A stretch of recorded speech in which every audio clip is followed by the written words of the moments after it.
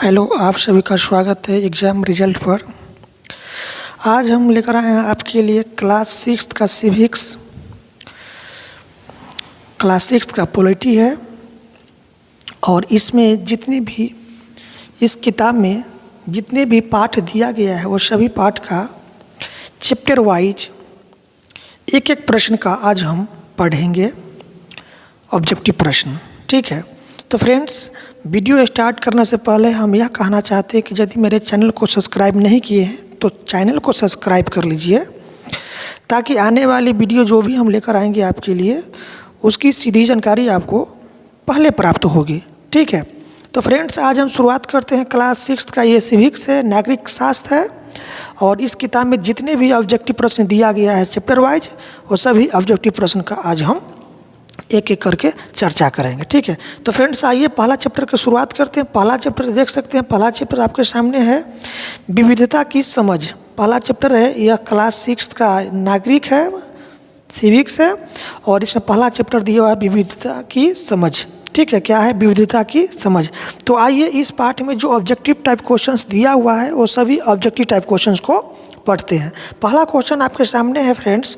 पहला क्वेश्चन ये रहा है आपके सामने, हमारे समाज में किस प्रकार के भेदभाव सबसे ज़्यादा होती है। तो आप जानते हैं कि हमारे समाज में जो है लिंग का भेदभाव सबसे अधिक होता है, यानी लड़का और लड़की में अंतर सबसे अधिक देखने को मिलता है हम लोग को समाज में। ठीक है, तो हमारे समाज में जो है ना, यह किस प्रकार के भेदभाव मिलता है सबसे ज़्यादा, तो यह है लिंग का भेदभाव। ठीक है, अगले प्रश्न की ओर चलते हैं। प्रश्न नंबर 2 ये रहा आपके सामने। प्रश्न नंबर 2 है, किस आधार पर कन्या भ्रूण की हत्या की जाती है। तो लिंग के आधार पर।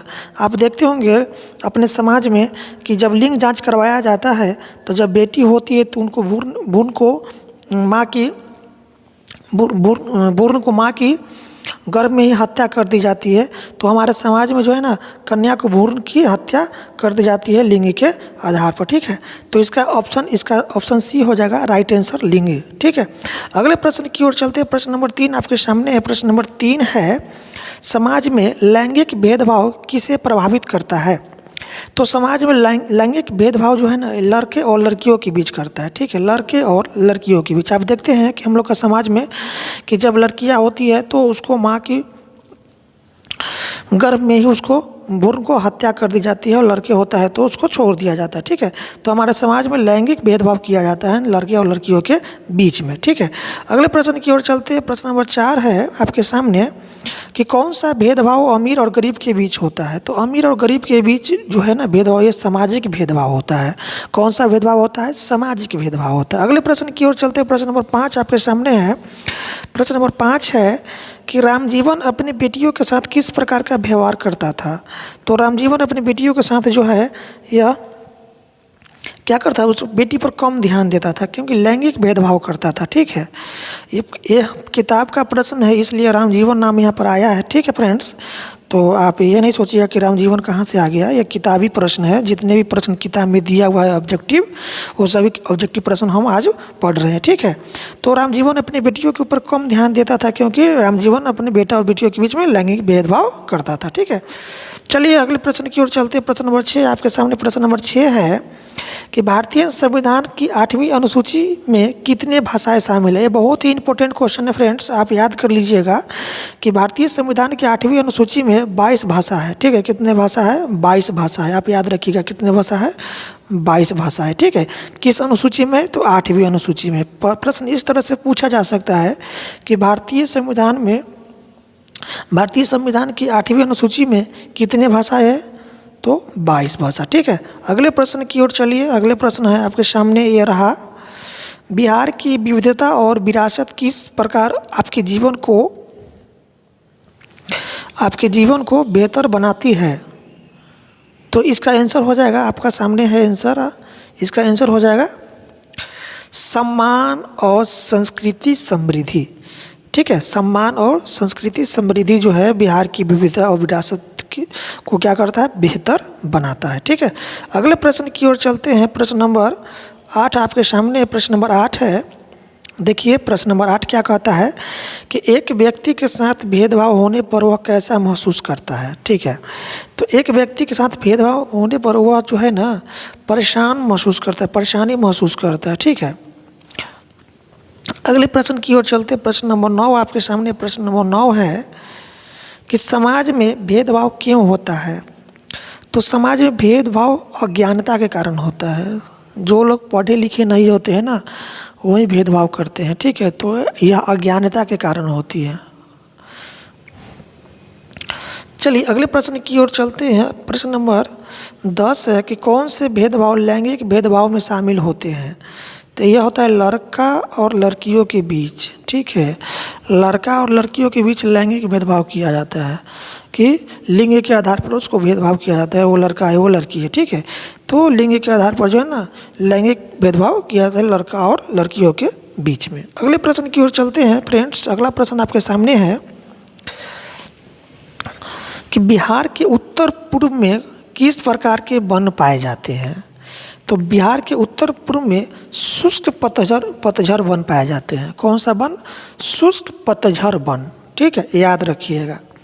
चलिए अगले प्रश्न की ओर चलते हैं। अगले प्रश्न आपके सामने ये रहा, बिहार की किस मिट्टी को बलुई माना जाता है। तो बिहार की उत्तर बिहार की मिट्टी को बलुई माना जाता है। बिहार की किस मिट्टी को बलुई माना जाता है? तो उत्तरी बिहार। उत्तर बिहार की मिट्टी कैसा होती है? बलुई मिट्टी होती है। ठीक है, कैसा मिट्टी होती है? बलुई मिट्टी, आप याद रखिएगा। अगले प्रश्न की ओर चलते हैं। प्रश्न ये 13 है आपके सामने कि बिहार में कौन सा भोजन लोकप्रिय है। तो बिहार में भोजन जो मछली भात, ये लोकप्रिय भोजन है। ठीक है, बिहार का लोकप्रिय भोजन मछली भात है। ठीक है, अगले प्रश्न की ओर चलते हैं। प्रश्न नंबर 14 है ये आपके सामने कि भारत में कुल कितनी जातियां हैं। तो भारत में 3000 जातियां हैं। याद रखिए कितने जातियां हैं? 3000 जातियां हैं। ठीक है, अगले प्रश्न की ओर चलते हैं। प्रश्न नंबर 15 आपके सामने है कि डॉक्टर अंबेडकर ने किस समुदाय के अधिकारों के लिए लड़ाई लड़ी थी। तो डॉक्टर अंबेडकर ने दलित समुदाय के अधिकारों के लिए लड़ाई लड़ी थी। ठीक है, और उन्होंने दलित संगठन का क्या किया था? वो निर्माण किया था। ठीक है, तो डॉक्टर अंबेडकर ने दलित समुदाय के लिए अधिकारों की लड़ाई के लिए क्या किए थे? वो लड़ाई लड़े थे। ठीक है, अगले प्रश्न की ओर चलते। प्रश्न नंबर 16 आपके सामने है कि समाज में किस प्रकार की भिन्नताएं पाई जाती है। तो देखिए समाज में जो है ना भाषा और संस्कृति की भिन्नता पाई जाती है। ठीक है, भाषा और संस्कृति की भिन्नता समाज में पाई जाती है। अगले प्रश्न की ओर चलते हैं। प्रश्न नंबर 17 आपके सामने है। 17 क्या कह रहा है प्रश्न कि भारत में जातीय व्यवस्था किस धर्म में पाई जाती है। देखिए, तो भारत में जातीय व्यवस्था जो है यह हिंदू, सिख, मुस्लिम, ईसाई ये सब धर्म में पाई जाती है। ठीक है, जातीय व्यवस्था। अगला प्रश्न की ओर चलते हैं। प्रश्न 18 है आपके सामने। प्रश्न नंबर 18 क्या कह रहा है, बिहार में क्या समस्या होती है जब मानसून नहीं आता है। देखिए, जब बिहार में मानसून नहीं आती है तो क्या सूखा की समस्या हो जाती है। क्या समस्या हो जाती है? सूखा की समस्या हो जाती है। अगले प्रश्न की ओर चलते हैं। प्रश्न नंबर 19 है, समाज में भेदभाव किस कारण होता है। तो समाज में भेदभाव अज्ञानता और संकुचित मानसिकता के कारण होता है। अज्ञानता और संकुचित मानसिकता के कारण समाज में भेदभाव होता है। अगले प्रश्न की ओर चलते हैं। प्रश्न नंबर 20 आपके सामने। प्रश्न नंबर 20 क्या कह रहा है कि भारतीय समाज में किस प्रकार के भेदभाव होते हैं। तो भारतीय समाज में जाति, धर्म और लिंग का भेदभाव होता है। जाति, धर्म और लिंग का भेदभाव होता है भारतीय समाज में। अगला प्रश्न की ओर चलते। प्रश्न नंबर 21 आपके सामने है, लड़कियों और लड़कों के बीच भेदभाव किस रूप में होता है। तो यह होता है शिक्षा के क्षेत्र में भी लड़का और लड़कियों के बीच में भेदभाव होता है। धर्म में भी लड़का और लड़कियों के बीच में भेदभाव होता है। खेल कूद में भी लड़का और लड़कियों के बीच में भेदभाव होता है। तो इस तरह से इसका ऑप्शन डी हो जाएगा, सभी उत्तर सही है। ठीक है, लड़कों और लड़कियों के बीच जो है ना शिक्षा के क्षेत्र में भी भेदभाव किया जाता है कि वो लड़की है तो नहीं पढ़ेगा, वो लड़का है तो पढ़ने जाएगा। ठीक है, धर्म में भी भेदभाव किया जाता है, खेल कूद के क्षेत्र में भी भेदभाव किया जाता है। ठीक है, तो इस तरह से इसका उत्तर ऑप्शन डी हो जाएगा, इनमें से सही भी। अगले प्रश्न की ओर चलते हैं। प्रश्न नंबर 22 आपके सामने है कि बिहार में बाढ़ का प्रमुख कारण क्या है। तो बिहार में बाढ़ का प्रमुख कारण होता है भारी बारिश।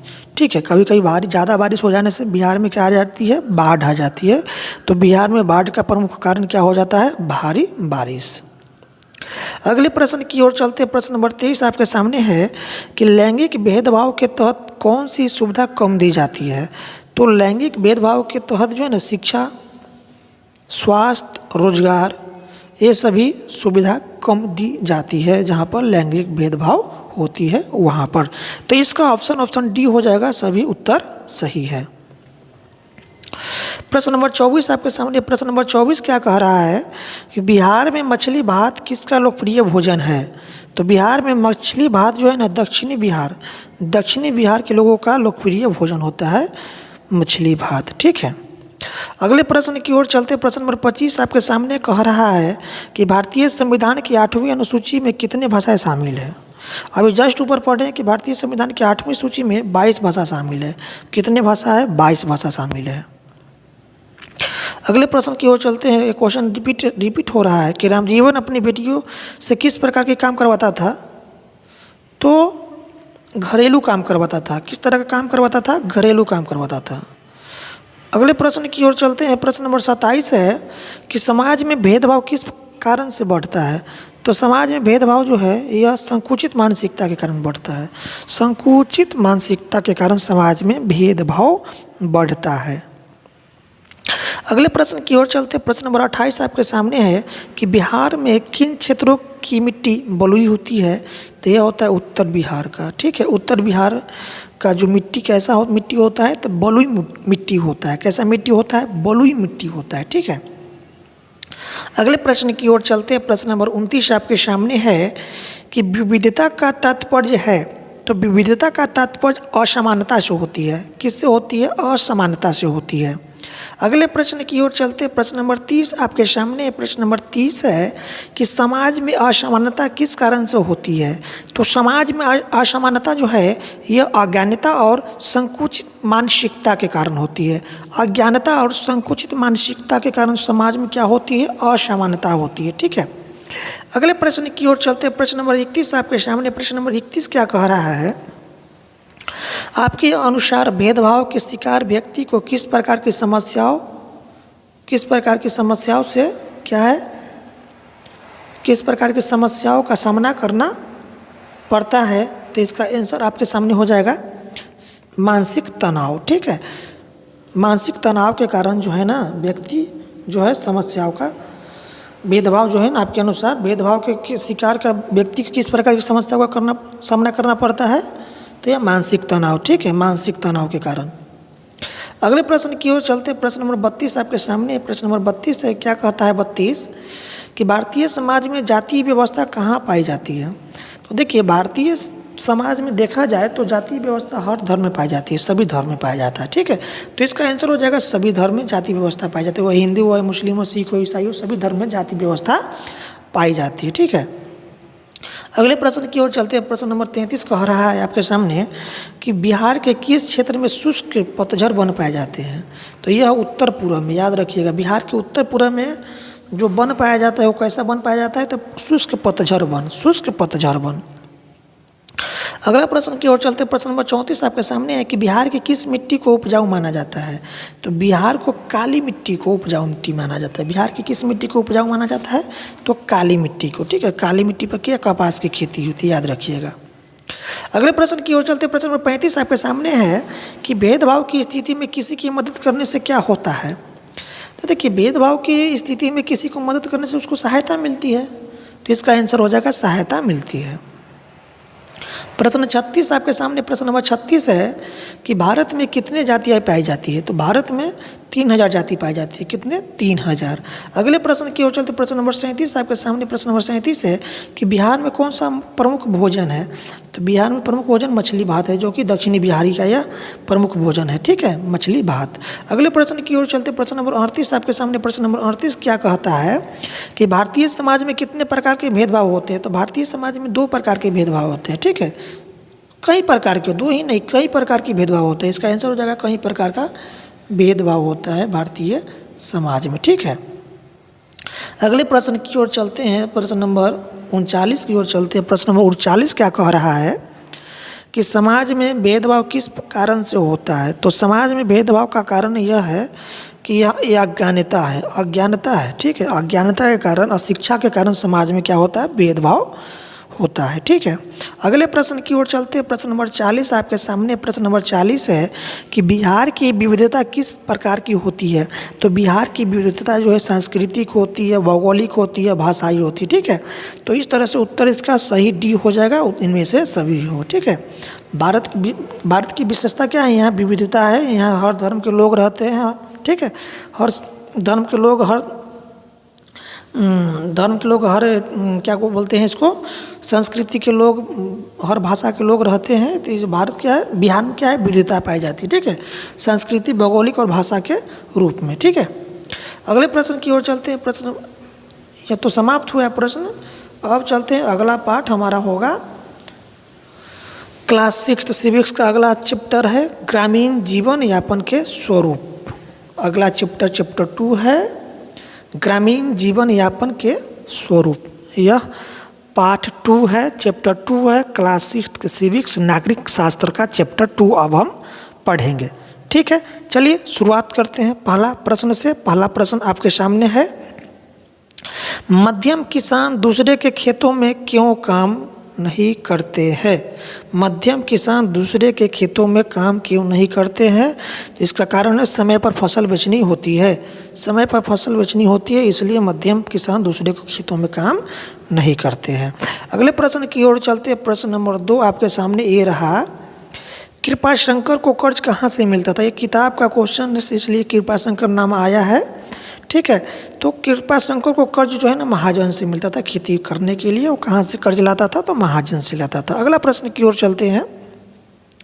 प्रश्न नंबर 3 आपके सामने प्रश्न नंबर 3 है कि सीमांत किसान कृषि के अलावा कौन कौन से काम करते हैं? तो यह पशुपालन करते हैं। जिसके पास ज़्यादा ज़मीन नहीं होता है उसको सीमांत किसान कहा जाता है। और वो किसान जो है ना, खेती के साथ साथ क्या करता है? पशुपालन भी करता है। ठीक है, अगले प्रश्न की ओर चलते हैं। प्रश्न नंबर 4 आपके सामने है कि मध्यम किसान को खाद बीज के लिए पैसा कहाँ से मिलता है? तो किसान क्रेडिट कार्ड जो होता है KCC, उसी के द्वारा जो मध्यम किसान को खेती करने के लिए, कृषि करने के लिए, खाद बीज के लिए पैसा मिलता है। तो इसका आंसर हो जाएगा किसान क्रेडिट कार्ड। ठीक है, किसान क्रेडिट कार्ड के माध्यम से ही मध्यम किसान को खाद बीज खरीदने के लिए, कृषि करने के लिए, खेतीबाड़ी करने के लिए पैसा मिलता है। अगले प्रश्न की ओर चलते हैं। प्रश्न नंबर 5 आपके सामने ये रहा, सीमांत किसान कौन से पशु पालते हैं? तो सीमांत किसान गाय और भैंस पालते हैं। सीमांत किसान खेती के साथ साथ क्या करते हैं? गाय और भैंस को भी पालते हैं। ठीक है, अगले प्रश्न की ओर चलते हैं। प्रश्न नंबर 6 यह रहा आपके सामने, एक बड़े किसान के पास कितनी ज़मीन होती है? तो एक बड़े किसान के पास जो है ना 30 से 40 एकड़ ज़मीन होता है। ठीक है, 30 से 40 एकड़ जिसके पास ज़मीन होता हुआ बड़े किसान के में गिने जाते हैं। ठीक है, तो एक बड़े किसान की जो ज़मीन कितनी होती है? 30 से 40 एकड़ होती है। अगले प्रश्न की ओर चलते हैं। प्रश्न नंबर 7 ये रहा आपके सामने, बड़ा किसान किस प्रकार की खेती करता है? तो बड़ा किसान जो है ट्रैक्टर और मोटर पंप से खेती करता है। ट्रैक्टर और मोटर पंप से खेती करता है बड़ा किसान। ठीक है, जिसके पास कम ज़मीन है वो तो क्या हर बैल से भी खेती कर सकता है, लेकिन जो बड़ा किसान होते हैं जिसके पास 30 से 40 एकड़ ज़मीन होता है वो खेती करने के लिए किसका प्रयोग करते हैं? तो ट्रैक्टर और मोटर पंप का। ठीक है, अगले प्रश्न की ओर चलते हैं। प्रश्न नंबर 8 यह आपके सामने रहा कि कृपाशंकर, यह नाम आ रहा है किताब से, ठीक है, क्योंकि किताब का ही प्रश्न है, हम लोग किताब ही पढ़ रहे हैं। किताब का जो प्रश्न दिया हुआ था वो सही प्रश्न आज हम किताब से ही पढ़ रहे हैं। तो इसलिए कृपा नामक व्यक्ति का नाम यहाँ पर आ रहा है। कृपा शंकर किसान अपनी फसल जल्दी क्यों बेचना चाहते थे, ठीक है। तो कृपा शंकर किसान अपनी फसल जल्दी इसलिए बेचना चाहता था क्योंकि उसको कर्ज चुकाना है, ठीक है। कर्ज चुकाने के लिए कृपा शंकर किसान अपनी फसल को जल्दी बेचना चाहता था।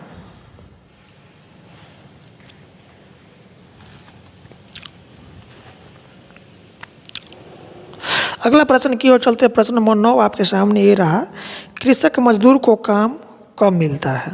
देखिए, कृषक मजदूर को काम जो है ना, यह फसल कटाई के समय मिलता है। कृषक मजदूर जो होता है, जो खेती में काम करता है, खेती बाड़ी में, तो वो मजदूर का काम जो है ना सिर्फ फसल कटाई के समय ही मिलता है, ठीक है। तो कृषक मजदूर को काम कब मिलता है? फसल कटाई के समय, ठीक है। फसल कटाई इसका राइट ऑप्शन हो जाएगा। अगले प्रश्न की ओर चलते हैं। प्रश्न नंबर 10 आपके सामने है कि महाजन से कर्ज लेने पर ब्याज दर क्यों अधिक होती है। तो किसानों की मजबूरी के कारण, महाजन से कर्ज लेने पर ब्याज दर क्यों अधिक होता है। तो महाजन जो होता है, जो जिसके पास अधिक पैसा होता है गांव में, समाज में, तो वो क्या करता है, वह पैसा दूसरे को ब्याज पर देता है, उससे ब्याज के रूप में अधिक पैसा वसूली करता है। तो किसानी की मजबूरी के कारण जो है ना, किसान जिसके पास ज़्यादा पैसा नहीं होती पूंजी, खेती की पूंजी के लिए वो क्या करता है, महाजन से कर्ज लेता है, जिसके बदले में उसको अधिक पैसा कर्ज के रूप में अधिक ब्याज देना पड़ता है, ठीक है। तो किसानों की मजबूरी के कारण ऐसा होती है, ठीक है। अगले प्रश्न की ओर चलते हैं। प्रश्न नंबर 11 आपके सामने है कि संतोष का परिवार किस प्रकार का जीवन यापन करता है। तो संतोष का परिवार जो है ना मजदूरी करता था। क्या करता था? मजदूरी करता था। अगले प्रश्न की ओर चलते हैं। ये जो देख रहे हैं नाम, ये सभी नाम एक किताब का प्रश्न है, इसलिए प्रमोद अमोद सब आ रहा है, ठीक है। प्रमोद का परिवार किस प्रकार से अपना जीवन यापन करता है? तो खेती बाड़ी से, ठीक है। अगले प्रश्न की ओर चलते हैं। प्रश्न नंबर 13 आपके सामने रहा कि गांव में ज़्यादातर किसान क्या काम करते हैं। तो गांव में ज़्यादातर किसान जो है ना खेती करता है। क्या करता है? खेती, क्योंकि भारत क्या है, कृषि प्रधान देश है, ठीक है। कृषि प्रधान, यहाँ के अधिकतर लोग क्या करते हैं, खेती बाड़ी करते हैं, ठीक है। तो गांव में ज़्यादातर लोग क्या करता है, खेती करता है। अगले प्रश्न की ओर चलते हैं। प्रश्न नंबर 14 आपके सामने। प्रश्न नंबर 14 है कि ग्रामीण मजदूरों को ज़्यादातर किस काम से जीवन यापन करना पड़ता है। तो गांव के जो मजदूर होता है ना, उसको ज़्यादातर जो है ना जीवन यापन करने के लिए वो क्या करता है, कृषि कार्य करता है, गैर कृषि कार्य करता है ना, दूसरे को खेत में काम करता है। उसके पास तो अपना ज़मीन होती नहीं है, तो वो अपना जीवन यापन करने के लिए दूसरे के खेतों में काम करता है, ठीक है। तो इसलिए कहा जाता है यहाँ पर गैर कृषि कार्य, ठीक है। गैर कृषि कार्य दूसरे के खेतों में फसल की कटाई करता है, तो उसका क्या होता है कि ग्रामीण मजदूरों को जो है से जीवन यापन के लिए गैर कृषि खेती करना होता है, ठीक है। अगले प्रश्न की ओर चलते हैं। प्रश्न नंबर 15 आपके सामने। प्रश्न नंबर 15 है कि एक बड़े किसान को अपने उत्पादित अनाज का क्या करना चाहिए। तो एक बड़े किसान को जो ज़्यादा अनाज को उत्पादन करता है, उसको भाव बढ़ने का इंतज़ार करना चाहिए, ठीक है। एक बड़े किसान को अपने उत्पादित अनाज को क्या करना चाहिए, तो भाव बढ़ने का इंतज़ार करना चाहिए, ठीक है। अगले प्रश्न की ओर चलते। प्रश्न नंबर 16 आपके सामने रहा आपके सामने कि कृषक मजदूर को कर्ज कहाँ से मिलता है। तो कृषक मजदूर को कर्ज जो है ना, यह कहाँ से मिलता है, महाजन से मिलता है, ठीक है, महाजन से मिलता है। अगले प्रश्न की ओर चलते। प्रश्न नंबर 17 आपके सामने रहा कि प्रश्न नंबर 17 है कि बड़ा किसान अपने खेतों में क्या इस्तेमाल करता है। तो बड़ा किसान अपना खेतों में आधुनिक उपकरण का इस्तेमाल कर, जैसे ट्रैक्टर हुआ, मोटर पंप हुआ, तो ये सब का इस्तेमाल करके बड़ा किसान जो है ना क्या करता है, कृषि कार्य करता है, ठीक है। अगले प्रश्न की ओर चलते। प्रश्न नंबर 18 आपके सामने है। प्रश्न नंबर 18 है कि सीमांत किसान के पास खेती के लिए क्या नहीं होता है। तो सीमांत किसान के पास खेती के लिए यह उपकरण नहीं होता है, ठीक है। अगले प्रश्न की ओर चलते। प्रश्न नंबर 19 आपके सामने। प्रश्न नंबर 19 है कि किसान क्रेडिट कार्ड किसे दिया जाता है। तो यह दिया जाता है मध्यम किसान को, ठीक है। अगले प्रश्न की ओर चलते। प्रश्न नंबर 20 आपके सामने है कि संतोष की पत्नी क्या करती है। तो संतोष की पत्नी पशुपालन करती थी, ठीक है। अगले प्रश्न की ओर चलते। प्रश्न नंबर 21 आपके सामने है कि प्रमोद के पास कितनी ज़मीन होती है, प्रमोद के पास कितनी ज़मीन है। तो यह उसके पास था 30 से 40 एकड़, क्योंकि ये बड़ा किसान था, ठीक है। अगले प्रश्न की ओर चलते। प्रश्न नंबर 22 आपके सामने। प्रश्न नंबर 22 है कि महाजन का कर्ज लेने का प्रमुख कारण क्या है। तो यह बैंक का कर्ज न मिलना, ठीक है। बैंक का कर्ज न मिलने से क्या करता है, लोग समाज में गांव में देखता हूँ कि महाजन से कर्ज लेता है। ठीक है, अगले प्रश्न की ओर चलते हैं। प्रश्न नंबर 23 है कि गैर कृषि कार्य किसे कहते हैं? तो खेती के अलावा अन्य कार्य करना। ठीक है, खेती के अलावा अन्य कार्य करना है क्या है? गैर कृषि कार्य कहते हैं। ठीक है, अगले प्रश्न की ओर चलते हैं। प्रश्न नंबर 24 है कि गांव के लोग गैर कृषि कार्य के रूप में क्या करते हैं? तो यह क्या करता है? बुनाई करता है। गांव में खेती के साथ साथ लोग जो है ना एक दूसरा काम भी करता है जिसको कहते हैं गैर कृषि कार्य। तो गैर कृषि कार्य जो है ना कृषि कार्य के रूप में क्या करता है? तो वह बुनाई करता है। क्या करता है? बुनाई करता है। अगले प्रश्न की ओर चलते हैं। प्रश्न नंबर 25 आपके सामने। प्रश्न नंबर 25 है कि प्रमोद का परिवार किस प्रकार का जीवन यापन करता है? तो यह खुशहाल जीवन यापन करता है, क्योंकि वह क्या करता है? गैर कृषि कार्य करता है। खेती के साथ साथ कृषि के साथ साथ गैर कृषि कार्य भी कर रहा है। तो उसका परिवार क्या है? खुशहाल जीवन क्या कर रहा है? वह जीवन यापन कर रहा है, खुशहाल जीवन यापन।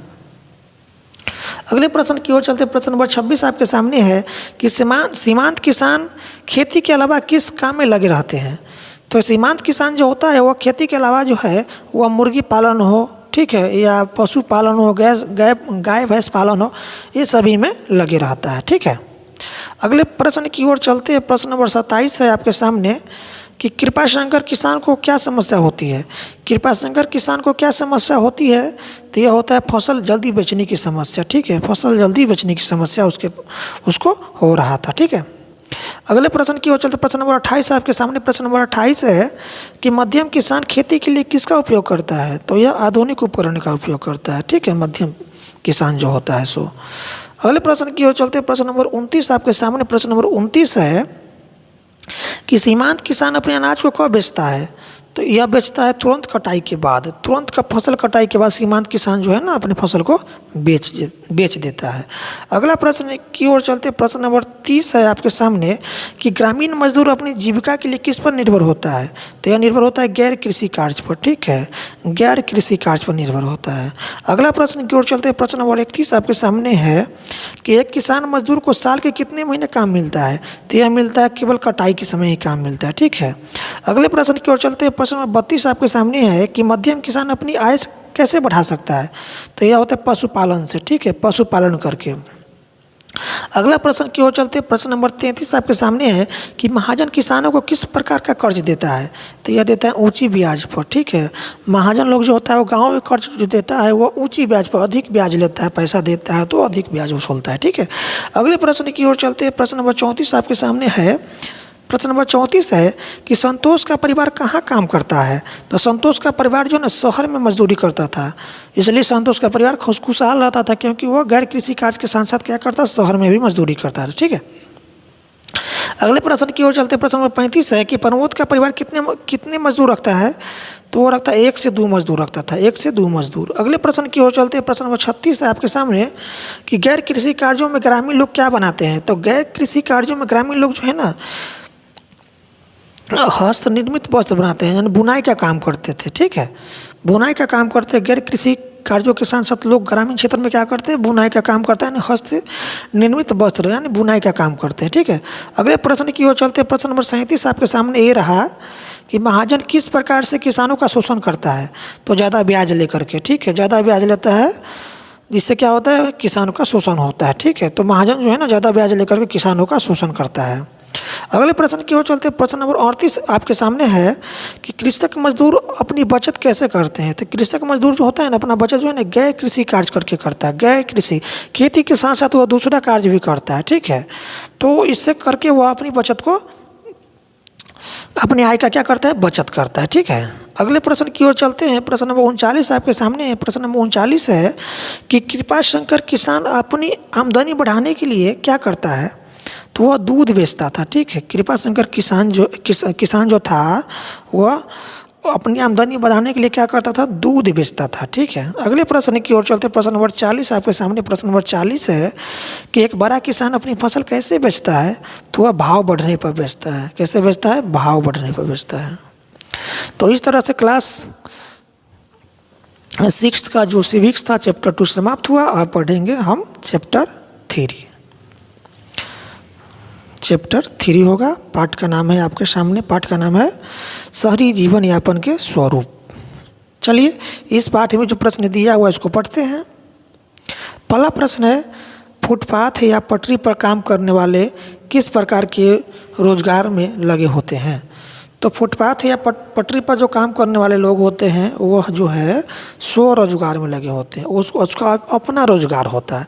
देखते हैं कि फुटपाथ पर सामान बेचने वाले जो लोग होते हैं ना, उसका अपना रोजगार होती है, ठीक है, उसको क्या कहते हैं? स्वरोजगार। अगले प्रश्न की ओर चलते हैं। प्रश्न नंबर 2 आपके सामने ये रहा कि फुटपाथ पर फल बेचने वाले व्यक्ति को दिनचर्या में क्या शामिल होता है? तो उसका दिनचर्या में सुबह खरीदारी करना होता है, ठीक है। फुटपाथ पर बेचने वाले जो लोग होते हैं, जैसे फल बेचने वाले हो, कपड़े बेचने वाले हो, तो सुबह में क्या करता है? वो सामान की खरीदारी करता है और शाम में वो क्या करता है? मार्केटिंग करता है, ठीक। शाम में क्या करता है? वो बाजार लगाता है, ठीक है।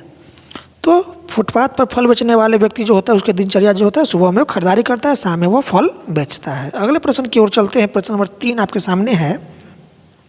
प्रश्न नंबर 3 है कि श्याम नारायण शहर में किस काम के लिए आता है? श्याम नारायण शहर में किस काम के लिए आता है? तो वह रिक्शा चलाने के लिए आता था। श्याम नारायण, यह नाम आप सुन रहे हैं क्योंकि यह किताब का प्रश्न है, तो इसलिए घबराइएगा नहीं कि यह प्रश्न श्याम कहाँ से आ रहा है, क्योंकि हम किताब का ही प्रश्न लेकर आए हैं। किताब का संपूर्ण निचोड़, जितने भी प्रश्न दिया हुआ था किताब में, उस सभी प्रश्न को लेकर यहाँ पर आए हैं फ्रेंड्स, ठीक है। तो श्याम नारायण जो है ना, शहर में किस काम के लिए आता है? तो वह रिक्शा चलाने के लिए आता था, ठीक है। किस काम के लिए? तो रिक्शा चलाने के लिए। अगले प्रश्न की ओर चलते। प्रश्न नंबर 4 आपके सामने है कि श्याम नारायण कहाँ रात बिताता है? तो श्याम नारायण जो है ना, रैन बसेरा में, ठीक है। रैन बसेरा आप देखते होंगे शहर में कहीं कहीं पर यात्रियों को ठहरने के लिए एक बसेरा बनाया जाता है, जिसको कहते हैं रैन बसेरा, ठीक है। तो श्याम नारायण कहाँ रात बिताता था? तो रैन बसेरा में, ठीक है, रैन बसेरा में। अगले प्रश्न की ओर चलते हैं। प्रश्न नंबर 5 आपके सामने। प्रश्न नंबर 5 है कि सड़कों पर सामान बेचने वालों की दुकान कैसी होती है? तो अस्थायी होता है, सरकार उसको कभी भी हटा सकता है, ठीक है। फुटपाथ पर सड़कों के किनारे जो सामान बेचने वाला होता है, उसका ज़िंदगी कैसा होता है? तो वो अस्थायी होता है, ठीक है। अस्थायी दुकान उसका होता है, ठीक है, अस्थायी दुकान। अगले प्रश्न की ओर चलते हैं। प्रश्न नंबर 6 है कि बाजार की दुकानों में काम करने वाले क्या रखते हैं? तो यह रखता है, नौकर रखता है, गार्ड रखता है, सहायक रखता है, ये सभी रखता है। बाजार की दुकानों में काम करने वाले जो है सो लोग जो होता है, वो नौकर को भी रखता है, गार्ड को भी रखता है सुरक्षा के लिए, सहायक को भी रखता है, और इस तरह से इनमें से सभी विकल्प इसका आंसर हो जाएगा, ठीक है। अगले प्रश्न की ओर चलते। प्रश्न नंबर 7 आपके सामने कह रहा है, देखिए कि प्रमोद और अंशु ने मिलकर क्या खोला है? तो प्रमोद और अंशु ने मिलकर जो है शोरूम खोला था, ठीक है। क्या खोला था? शोरूम खोला था, ठीक है। अगले प्रश्न की ओर चलते। प्रश्न नंबर 8 आपके सामने। प्रश्न नंबर 8 है कि आकांक्षा जैसी लोगों की नौकरी क्यों सुरक्षित नहीं होती? तो इसका आंसर हो जाएगा अस्थायी नौकरी, ठीक है, अस्थायी नौकरी।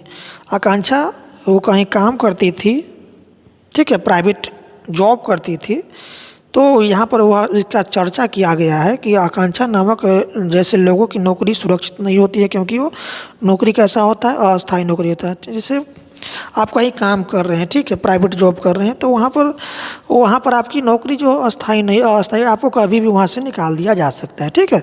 तो आकांक्षा भी कहीं किसी के यहाँ काम करती थी, दुकान हो या कि मॉल हो या शोरूम हो, कहीं भी हो, किसी जगह भी हो, तो वह आकांक्षा जैसे जैसे लोगों की नौकरी क्या है? अस्थायी होती है, कभी भी वहाँ से निकाला जा सकता है, ठीक है। तो वहाँ की नौकरी कैसी होती थी? अस्थायी, ठीक है। अगले प्रश्न की ओर चलते। प्रश्न नंबर 9 है कि आकांक्षा जैसी लोग कब काम से निकाल दिए जाते हैं? तो शिकायत करने पर, ठीक है, शिकायत करने पर। मान लीजिए कि काम कर रहे हैं, ठीक है, हमसे कोई गलत हो गया, ठीक है, तो वहाँ शिकायत होती है मेरे बारे में, तो वहाँ पर क्या होता है कि शिकायत करने पर हमको यहाँ से क्या होगा? निकाल दिया जाएगा, ठीक है। तो हम पर काम अस्थायी रूप से काम वहाँ पर मिलता है, ठीक है। अगले प्रश्न की ओर चलते हैं। प्रश्न नंबर 10 है कि फुटपाथ पर काम करने वाले लोगों के पास कौन सी सुविधा नहीं होती है? तो यह सुविधा दुकान हटाने की सुरक्षा जो है ना, इसके पास नहीं होता है। कभी भी हटा सकता है, ठीक है, कभी भी उसको हटा सकता है। पुलिस बल का प्रयोग करके सरकार उसको कभी भी वहाँ से दुकान को हटा सकता है। तो दुकान हटाने की सुरक्षा नहीं होती है, यानी प्रशासन चाहेगा तो उसको कभी भी, रात हो या दिन हो, कभी भी किसी भी समय उसको हटा सकता है, ठीक है।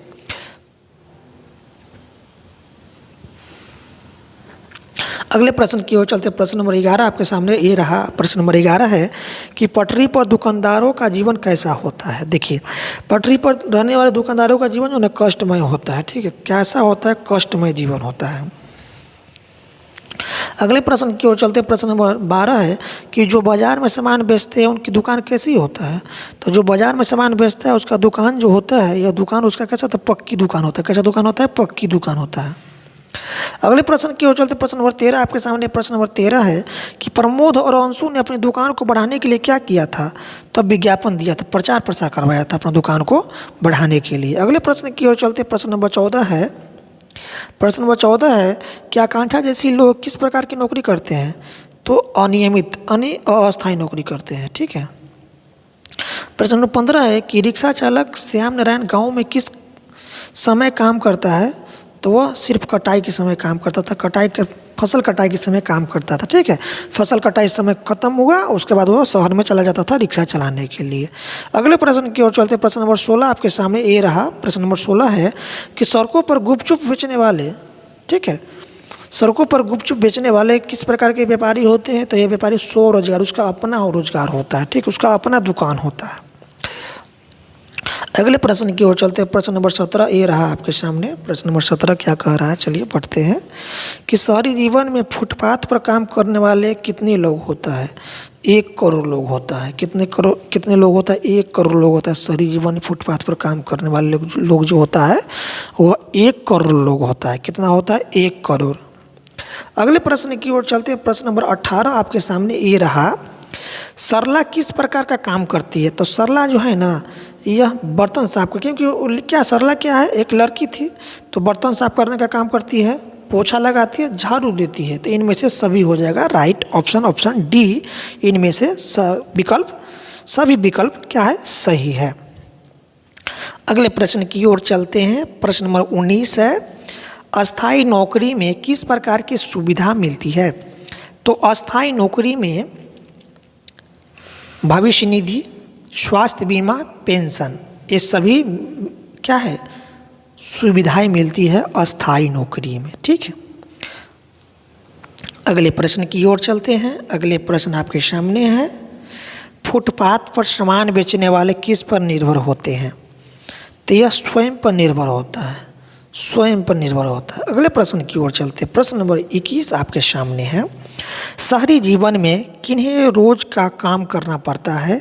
तो यह पटरी वाले व्यापारी को, पटरी वाले व्यापारी जो फुटपाथ पर जो दुकान लगाते हैं उसको डेली का काम करना होता है। अगले प्रश्न की ओर चलते हैं। अगले प्रश्न आपके सामने है 22 नंबर प्रश्न है कौन सी सुविधा अस्थायी नौकरी करने वाले को मिलती है।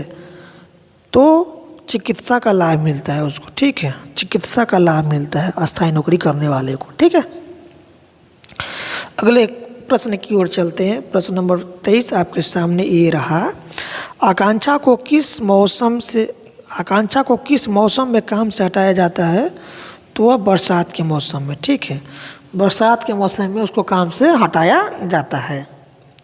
अगले प्रश्न की ओर चलते हैं। प्रश्न नंबर 24 आपके सामने। प्रश्न नंबर 24 है कि सड़कों पर सामान बेचने वालों के पास कौन कौन सी योजनाएं होती है। तो उसके पास होता है स्वयं की योजना। ठीक है, उसके पास स्वयं का दुकान होता है, स्वयं का रोजगार होता है। ठीक है, तो सड़कों पर सामान बेचने वालों के पास जो है ना वह स्वयं की योजना होती है। ठीक है, उसका निर्णय लेना किसी चीज़ों का वह स्वयं करता है। अगले प्रश्न की ओर चलते हैं। प्रश्न नंबर 25 ये रहा आपके सामने पटरी पर दुकान लगाने वाले व्यापारी किस पर निर्भर नहीं होता है। तो यह सरकार पर निर्भर नहीं होता क्योंकि उसका स्वयं का रोजगार होता है, स्वरोजगार होता है। ठीक है, इसलिए वो सरकार पर निर्भर नहीं होता है। श्याम नारायण शहर में कहाँ रहता है। तो यह रहता था हरैन बसेरा में। दिन भर के रिक्शा चलाता था और रात को हरैन बसेरा में ही सो जाता था। ठीक है। अगले प्रश्न की ओर चलते प्रश्न नंबर 27 आपके सामने। प्रश्न नंबर 27 है कि दफ्तर में काम करने वाले, ऑफिस में काम करने वाली महिला को क्या नहीं मिलता है। तो वहाँ पर अस्थायी रोजगार क्या नहीं मिलता है। तो अस्थायी रोजगार नहीं मिलता है। ठीक है, अस्थायी रोजगार। अगले प्रश्न की ओर चलते हैं। प्रश्न नंबर 28 है कि सड़क किनारे दुकान चलाने वाले लोगों को क्या सड़क किनारे दुकान लगाने वाले लोग क्या करते हैं? तो यह करता है स्वयं भोजन बनाते हैं। क्या करते हैं? स्वयं का भोजन बनाते हैं। ठीक है। अगला प्रश्न की ओर चलते, प्रश्न नंबर 29 ये रहा आपके सामने। प्रमोद और अंशु ने दुकान के लिए क्या किया?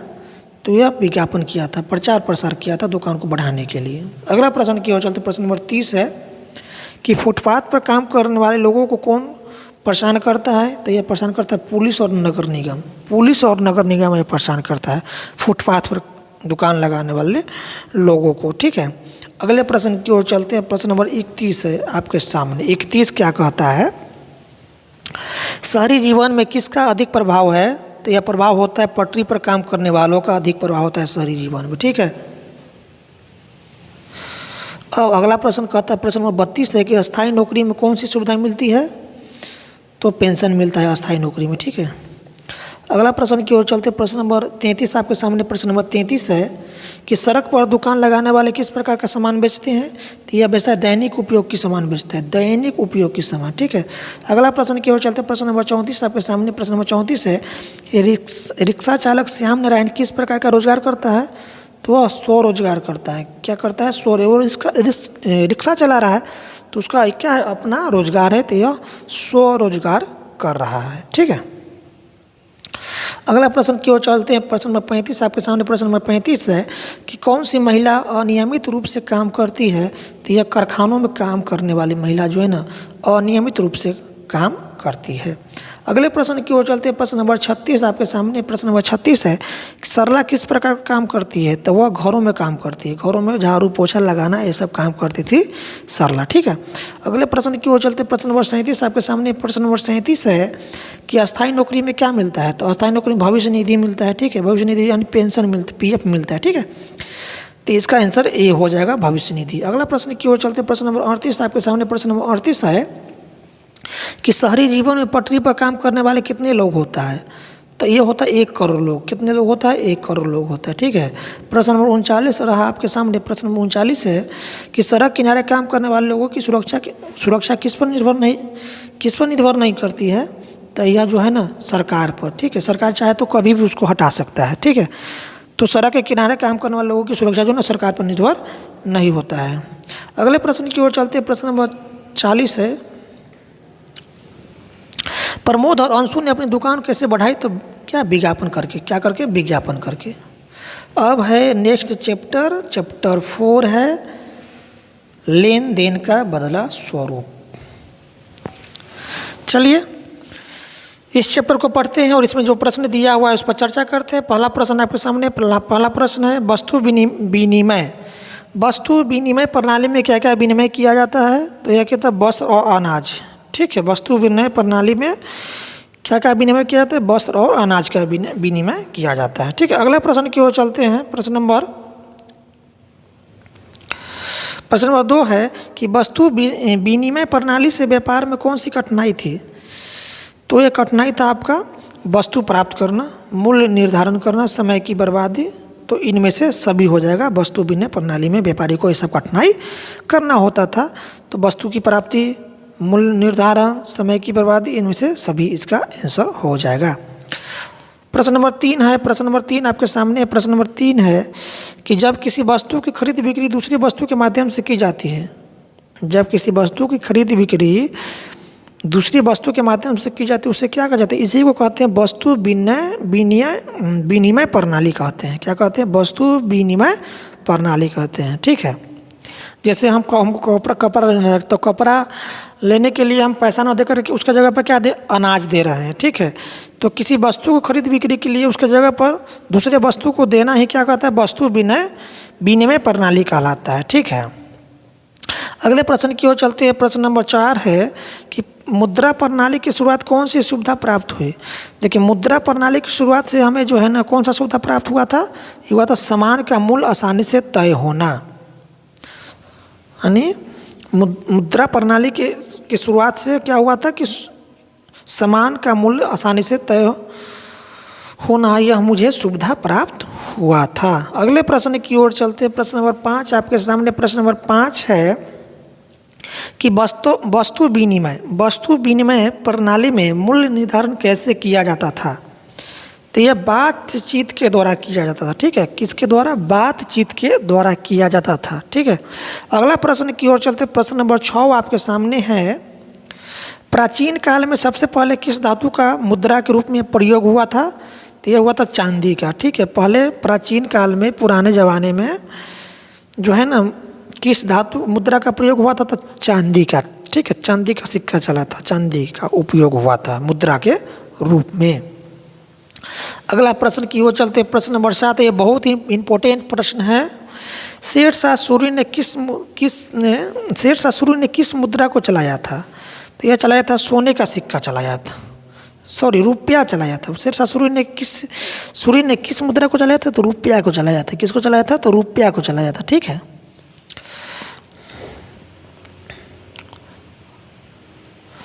अगले प्रश्न की ओर चलते हैं, प्रश्न नंबर 8 आपके सामने। प्रश्न नंबर 8 है कि वस्तु विनिमय प्रणाली में कौन सा प्रमुख कठिनाई होती थी? तो यह होता था स्थानांतरण की कठिनाई, स्थानांतरण की कठिनाई होता था, ठीक है। अगले प्रश्न की ओर चलते हैं, प्रश्न नंबर 9 है कि चेक द्वारा लेन देन में क्या पत्र मुद्रा की आवश्यकता होती है? तो यह होता है चेक द्वारा लेन देन में क्या पत्र मुद्रा की आवश्यकता होती है? नहीं, पत्र मुद्रा की आवश्यकता नहीं होती। पैसा नहीं देना होता, वहाँ पर चेक दीजिए, आपको पैसा मिल जाएगा। तो चेक द्वारा जो है ना, चेक के द्वारा लेन देन में पत्र मुद्रा की आवश्यकता नहीं होती थी, ठीक है। अगले प्रश्न की ओर चलते हैं, प्रश्न नंबर 10 आपके सामने है। प्रश्न नंबर 10 है कि कागजी मुद्रा का उपयोग क्यों शुरू हुआ? तो इसका कारण है सिक्कों के वजन और शुद्धता की समस्या के कारण, ठीक है। सिक्कों के वजन और शुद्धता की समस्या के कारण जो है ना, कागजी मुद्रा का प्रचलन शुरू हुआ था। अगला प्रश्न की ओर चलते हैं, प्रश्न नंबर 11 है लेन देन के माध्यम के रूप में पैसा सभी द्वारा क्यों स्वीकार किया जाता है? इसका कारण है क्योंकि यह मूल्य निर्धारण आसान करता है, क्योंकि क्योंकि इसे जमा करना आसान होता है, क्योंकि इसके हस्तांतरित करना आसान है। इनमें से सभी इसका आंसर हो जाएगा। अगला प्रश्न की ओर चलते, प्रश्न नंबर 12 है कि एटीएम कार्ड को क्या कहा जाता है? तो इसको कहते हैं प्लास्टिक मुद्रा, प्लास्टिक मुद्रा कहते हैं एटीएम कार्ड को, ठीक है, याद रखिएगा। प्लास्टिक मुद्रा, एटीएम कार्ड को क्या कहा जाता है? प्लास्टिक मुद्रा कहा जाता है। अगला प्रश्न नंबर 13 है आपके सामने कि व्यापार करने वाले सबसे पहले कौन सा तरीका अपनाया गया? तो व्यापार करने के लिए सबसे पहले जो है ना, यह वस्तु विनिमय प्रणाली अपनाया गया था। वस्तु विनिमय, किसी चीज़ को खरीद बिक्री करने के लिए उसके जगह पर दूसरी वस्तु को देना ही क्या है? वस्तु विनिमय प्रणाली कहलाता है। तो व्यापार करने के लिए सबसे पहले जो है ना, वस्तु विनिमय प्रणाली को ही अपनाया गया था, इतना आप याद रखिएगा। अगले प्रश्न की ओर चलते हैं, प्रश्न नंबर 14 आपके सामने। प्रश्न नंबर 14 है कि वस्तु विनिमय प्रणाली में किस प्रकार की समस्या आती थी? तो ये समस्या आती थी मूल्य की समानता, वस्तु की उपलब्धता, समय की बर्बादी। इनमें से सभी इसका राइट ऑप्शन हो जाएगा। अगला प्रश्न है प्रश्न नंबर 15 आपके सामने। प्रश्न नंबर 15 है कि प्राचीन काल में किस धातु का सबसे पहले सिक्का बना था? तो यह बना था चांदी का सिक्का बना था, ठीक है, चांदी का सिक्का हो जाएगा आंसर। अगला प्रश्न की ओर चलते हैं, प्रश्न नंबर 16, मौद्रिक विनिमय प्रणाली में कौन सी प्रमुख विशेषता होती है? तो यह होता है आपका मूल्य निर्धारण सरलता, वस्तु को आसान हस्तांतरण, व्यापार में सुविधा। इनमें से सभी हो जाएगा इसका राइट ऑप्शन। अगले प्रश्न की ओर चलते, प्रश्न नंबर 17 है कि बैंक द्वारा जारी किए गए कार्ड को क्या कहते हैं? इसको कहते हैं एटीएम कार्ड, ठीक है। एटीएम कार्ड को क्या कहते हैं? प्लास्टिक मुद्रा कहते हैं। तो बैंक जो है ना, हमें एक प्लास्टिक कार्ड जारी करता है जिसको कहते हैं हम एटीएम कहते हैं, और एटीएम को क्या कहते हैं? प्लास्टिक मुद्रा कहते हैं, ठीक है। अगले प्रश्न की ओर चलते हैं, प्रश्न नंबर 18 आपके सामने है। वस्तु विनिमय प्रणाली की कठिनाइयों को किसने दूर किया था? तो यह कागजी मुद्रा ने दूर किया था, ठीक है। किसने? कागजी मुद्रा ने। अगले प्रश्न की ओर चलते, प्रश्न नंबर 19 आपके सामने है। प्रश्न नंबर 19 है कि किसे पत्र मुद्रा कहा जाता है? तो कागज के नोट को पत्र मुद्रा कहा जाता है। कागज के नोट को क्या कहा जाता है? पत्र मुद्रा कहा जाता है, ठीक है। अगला प्रश्न की ओर चलते, प्रश्न नंबर 20 आपके सामने। प्रश्न नंबर 20 है कि भारत में कागजी मुद्रा छपवाने का अधिकार किसे है? तो यह भारतीय रिजर्व बैंक का है, आरबीआई ही कर सकता है। रुपये नोटों की छपाई कौन करता है? आरबीआई ही करता है, ठीक है, याद रखिएगा। भारत में कागजी मुद्रा छपवाने का अधिकार किसके पास है? तो यह आरबीआई के पास है, भारतीय रिजर्व बैंक के पास है। अगले प्रश्न की ओर चलते हैं। प्रश्न नंबर 21 आपके सामने है। किसने सबसे पहले चांदी के सिक्के चलवाए था? यह चलवाया था शेरशाह सूरी ने, ठीक है, शेरशाह सूरी ने ही सबसे पहले चांदी का सिक्का चलवाया था। अगला प्रश्न की ओर चलते हैं। प्रश्न नंबर 22 है कि वस्तु विनिमय प्रणाली में किस प्रकार की कठिनाई होती थी? तो यह होता था आपको वस्तु का हस्तांतरण कठिन और व्यापार की असुविधा, ये दोनों कठिनाई होता था। तो इसका आंसर हो जाएगा बी और सी दोनों। अगले प्रश्न की ओर चलते हैं। प्रश्न नंबर 23 आपके सामने। प्रश्न नंबर 23 है कि मुद्रा विनिमय प्रणाली से क्या असुविधा होती है? मुद्रा विनिमय प्रणाली से क्या सुविधा होती है? तो इसका सुविधा क्या होता है भाई? व्यापार में वृद्धि होता है और क्या होता है? मूल्य निर्धारण सरलता होती है मुद्रा विनिमय प्रणाली से, ठीक है। व्यापार में वृद्धि होती है, मूल्य निर्धारण सरलता होती है। अब अगले प्रश्न की ओर चलते हैं। प्रश्न नंबर 24 है कि वस्तु विनिमय प्रणाली में क्या चीज़ों का अभाव होता है? तो यह अभाव होता है मूल्य का सही निर्धारण नहीं हो पाता है, लेन देन की सरलता और समय की बचत। ये सब क्या होता है? वस्तु विनिमय प्रणाली से हमें क्या होता है? अभाव में यह सब क्या होता है? अभाव होता है, ठीक है। वस्तु विनिमय प्रणाली में जो है ना, मूल्य के सही निर्धारण, लेन देन की सरलता, समय की बचत, ये सब चीज़ों का क्या होता है? अभाव होता है, ठीक है। अगले प्रश्न की ओर चलते हैं। प्रश्न नंबर 25 आपके सामने। प्रश्न नंबर 25 है किसका उपयोग करके व्यापार आसान हो गया? तो कागजी मुद्रा का उपयोग करके बाजार आसान हो गया था, ठीक है, व्यापार करना। अगला प्रश्न की ओर चलते हैं। प्रश्न नंबर 26 है चेक द्वारा लेन देन में कौन सी सुविधा होती है? तो यह होता है कागजी मुद्रा की जरूरत नहीं होता है। जहाँ पर चेक होता है जहाँ पर चेक का लेन देन होता है वहाँ पर कागजी मुद्रा की जरूरत नहीं होता है, ठीक है। अगले प्रश्न की ओर चलते हैं। प्रश्न नंबर 27 है एटीएम कार्ड द्वारा क्या खरीदे जा सकते हैं? ठीक है, तो एटीएम कार्ड द्वारा जो है ना, यह किसी भी वस्तु को आप खरीद सकते हैं, किसी भी वस्तु को खरीद सकते हैं, ठीक है। अगले प्रश्न की ओर चलते हैं। प्रश्न नंबर 28 आपके सामने। प्रश्न नंबर 28 है बैंक की अवधारणा क्यों शुरू हुआ था? कारण इसका क्या था? पैसा सुरक्षित रखने के लिए। पैसा सुरक्षित रखने के लिए बैंक की अवधारणा शुरू हुआ था, ठीक है। अगले प्रश्न की ओर चलते हैं। प्रश्न नंबर 29 है किसे प्लास्टिक मुद्रा कहते हैं? एटीएम कार्ड को क्या कहते हैं? प्लास्टिक मुद्रा कहते हैं। अगले प्रश्न की ओर चलते हैं। प्रश्न नंबर 30 है वस्तु विनिमय में किसकी कठिनाई होती है? तो यह कठिनाई होती है ए और बी। ए और बी यानी मूल्य का निर्धारण और वस्तु का विनिमय, ये दोनों होता है वस्तु विनिमय में जो है ना कठिनाई होती है, ठीक है। वस्तु विनिमय में किसकी कठिनाई होती है? वस्तु का मूल्य निर्धारण करना और वस्तुओं का विनिमय, ठीक है, दोनों इसका आंसर हो जाएगा। अगला प्रश्न की ओर चलते हैं। प्रश्न नंबर 31 आपके सामने ये रहा वस्तु विनिमय प्रणाली किस पर आधारित थी? तो यह आधारित थी वस्तुओं की अदला बदली, ठीक है। वस्तुओं की अदला बदली को ही क्या कहते हैं? वस्तु विनिमय प्रणाली कहते हैं। तो यह आधारित थी वस्तुओं की अदला बदली पर, ठीक है। अगले प्रश्न की ओर चलते हैं। प्रश्न नंबर 32 आपके सामने है। प्रश्न नंबर 32 है किस प्रकार की मुद्रा से मूल्य निर्धारण सरल होता है? तो कागजी मुद्रा से, ठीक है, कागजी मुद्रा से ही क्या होता है? मूल्य निर्धारण जो है ना सरल होता है। अगला प्रश्न की ओर चलते हैं। अगला प्रश्न है किसके आने से व्यापार में वृद्धि हुआ था? तो कागजी मुद्रा को आने से व्यापार में वृद्धि हुआ था। अगला प्रश्न है आपके सामने। प्रश्न नंबर 34 है कि सिक्कों को एक स्थान से दूसरे स्थान ले जाने में किस प्रकार की समस्या होती थी? तो यह शुद्धता की समस्या होती थी, शुद्धता की समस्या होती थी, ठीक है। शुद्धता की समस्या होती थी और उनका वजन की समस्या होती थी। ये दोनों समस्या होती थी सिक्का को एक स्थान से दूसरे स्थान तक ले जाने में।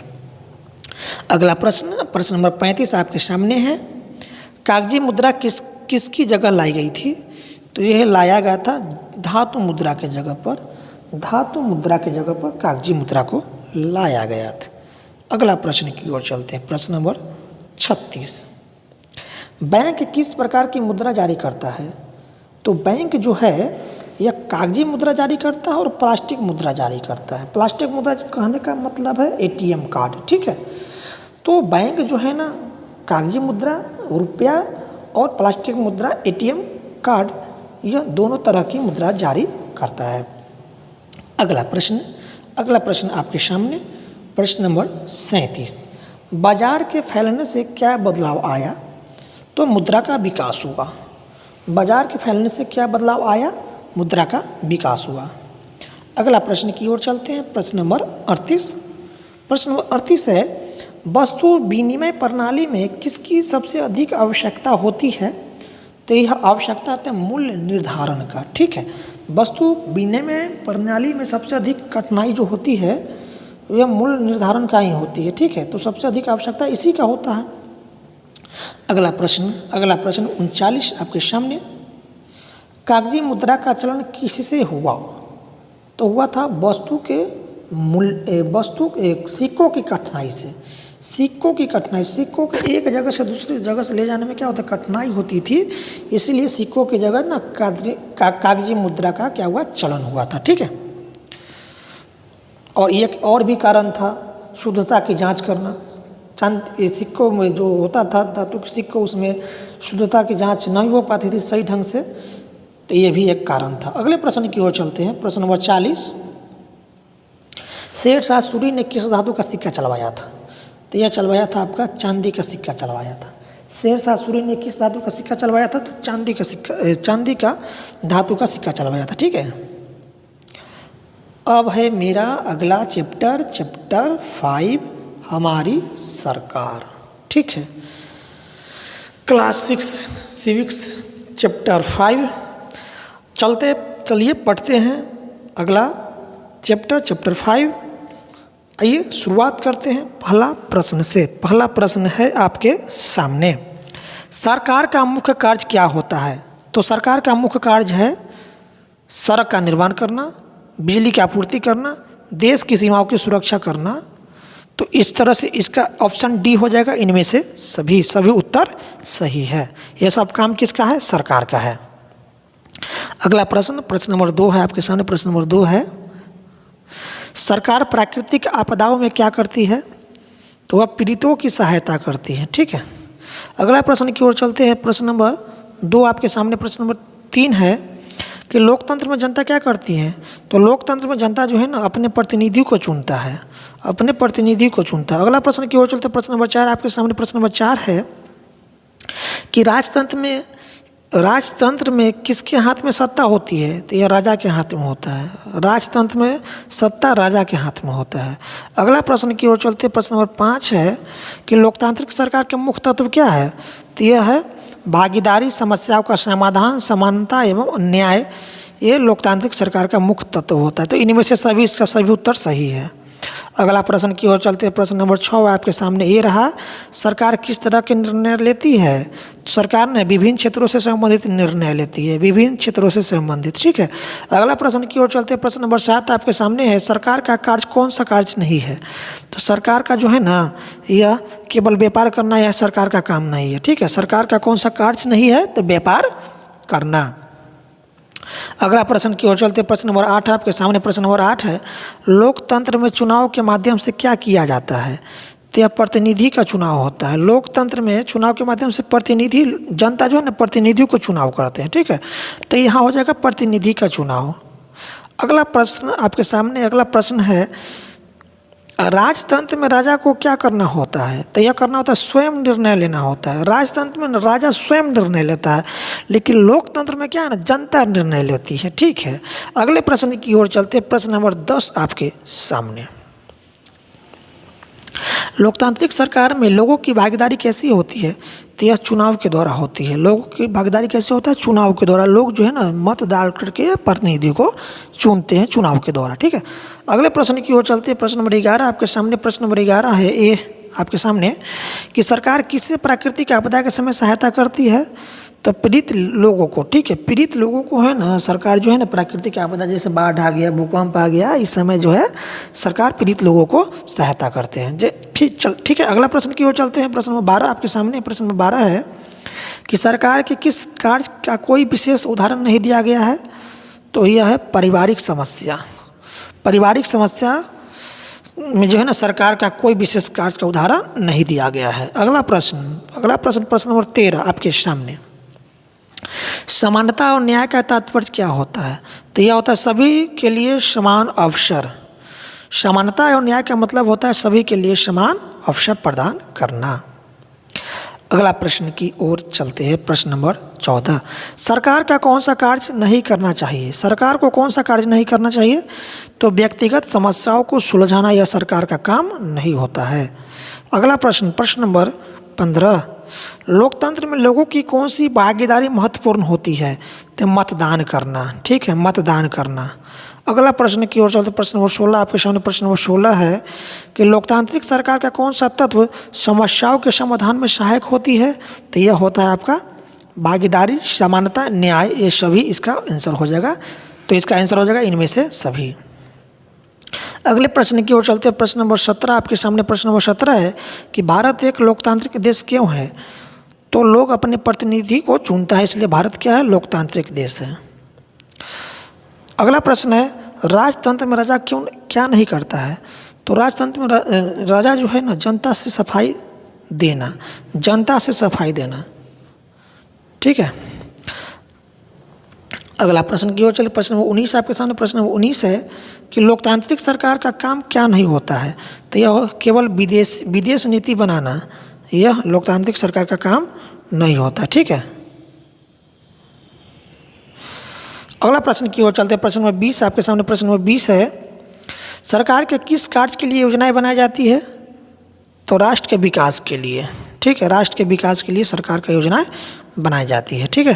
अगले प्रश्न की ओर चलते प्रश्न नंबर 21 आपके सामने। प्रश्न नंबर 21 है लोकतंत्र में सरकार का कौन सा कार्य नहीं होता है? तो केवल भिक्षाटन करना यह सरकार का काम नहीं होता है। ठीक है। अगला प्रश्न की ओर चलते हैं। प्रश्न नंबर 22 है सरकार की जिम्मेदारी में क्या शामिल है? तो यह शामिल है सीमा की सुरक्षा करना।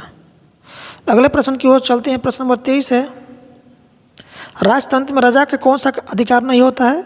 तो यह अधिकार सफाई देने का अधिकार नहीं होता है। ठीक है। अगला प्रश्न की ओर चलते हैं। प्रश्न नंबर 24 आपके सामने। प्रश्न नंबर 24 है कि सरकार लोकतंत्र में क्या करती है? तो यह करती है आपके लोगों की मदद और योजनाएं बनाती हैं। ठीक है। अगले प्रश्न की ओर चलते हैं। प्रश्न नंबर 25 आपके सामने। प्रश्न नंबर 25 है कि लोकतांत्रिक सरकार की कौन सी विशेषता है? तो यह लोगों का प्रतिनिधित्व करता है। ठीक है, लोगों का प्रतिनिधित्व करता है। अगले प्रश्न की ओर चलते हैं। प्रश्न नंबर 26 आपके सामने है सरकार को प्राकृतिक आपदाओं के समय क्या करना चाहिए? तो यह राहत कार्यों और सहायता प्रदान करना चाहिए। ठीक है। अगले प्रश्न की ओर चलते हैं। प्रश्न नंबर 27 आपके सामने। प्रश्न नंबर 27 है कि लोकतांत्रिक सरकार में कौन सा सिद्धांत लागू होता है? तो यह होता है समानता, न्याय, भागीदारी। ये सभी लागू होता है लोकतांत्रिक सरकार में। ठीक है। अगले प्रश्न की ओर चलते प्रश्न नंबर 28 है कि सरकार किस पर ध्यान नहीं देती है? तो केवल खेल पर ध्यान नहीं देती, उसके बाद शिक्षा, सड़क निर्माण, स्वास्थ्य सभी पर सरकार ध्यान देती है। ठीक है। अगला प्रश्न की ओर चलते हैं। प्रश्न नंबर 29 है कि सरकार की व्यवस्था किस प्रकार की होती है? तो सरकार की व्यवस्था लोकतांत्रिक होता है। ठीक है, कैसा होता है? लोकतांत्रिक होता है। अगला प्रश्न की ओर चलते हैं। प्रश्न नंबर 30 आपके सामने। प्रश्न नंबर 30 है कि लोकतांत्रिक सरकार का कौन सा कार्य नहीं होता है? तो केवल व्यक्तिगत मामलों का समाधान करना यह लोकतांत्रिक सरकार का काम नहीं होता है। ठीक है। अगले प्रश्न की ओर चलते हैं। प्रश्न नंबर 31 आपके सामने। प्रश्न नंबर 31 है कि सरकार किसकी जिम्मेदारी नहीं लेती है? तो यह व्यक्तिगत विवाद का, पर्सनल विवाद का यह जिम्मेदारी नहीं लेती है। ठीक है। अगले प्रश्न की ओर चलते प्रश्न नंबर 32 है कि राजतंत्र में किसके हाथ में सत्ता होती है? तो राजतंत्र में राजा के हाथ में सत्ता होती है। ठीक है। अगले प्रश्न की ओर चलते प्रश्न नंबर 23 आपके सामने। प्रश्न नंबर 23 है कि लोकतंत्र में जनता के पास क्या अधिकार होता है? तो यह मतदान करने का अधिकार होता है जनता के पास लोकतंत्र में। अगला प्रश्न की ओर चलते प्रश्न नंबर 34 है सरकार किसे सहायता नहीं करती है? तो सरकार जो है केवल व्यापारियों की सहायता नहीं करती है। ठीक है। अगले प्रश्न की ओर चलते प्रश्न नंबर 35 है। प्रश्न नंबर 35 है आपके सामने लोकतंत्र में सरकार का कार्य क्या नहीं होता है? तो यह जो है ना व्यक्तिगत समस्याओं का समाधान करना सरकार का काम नहीं होता है। अगला प्रश्न की ओर चलते प्रश्न नंबर 36 आपके सामने है राजतंत्र में राजा को कौन सा कार्य करना होता है? तो यह केवल कानून बनाना होता है राजा का काम राजतंत्र में। ठीक है। अगले प्रश्न की ओर चलते प्रश्न नंबर 37 है कि लोकतांत्रिक सरकार का कार्य कौन सा नहीं है? तो यह है आपका केवल राजतंत्र। ठीक है। लोकतांत्रिक सरकार का कौन सा तत्व नहीं होता है? तो राजतंत्र नहीं होता है। ठीक है, लोकतांत्रिक सरकार का कौन सा काम तत्व नहीं है, तो यह राजतंत्र। अगला प्रश्न की ओर चलते हैं। प्रश्न नंबर 38 है, सरकार किस प्रकार के निर्णय लेती है, तो यह सभी क्षेत्रों से संबंधित निर्णय लेती है। ठीक है, अगला प्रश्न की ओर चलते हैं। प्रश्न नंबर 39 आपके सामने है, लोकतंत्र में चुनाव के माध्यम से क्या चुना जाता है, तो प्रतिनिधि को चुना जाता है। ठीक है, अगले प्रश्न की ओर चलते हैं। प्रश्न नंबर 40 आपके सामने प्रश्न नंबर 40 है, सरकार द्वारा की गई व्यवस्था, सरकार द्वारा कौन सी व्यवस्था नहीं की जाती है, तो यह व्यक्तिगत विवादों का समाधान सरकार द्वारा नहीं की जाती है।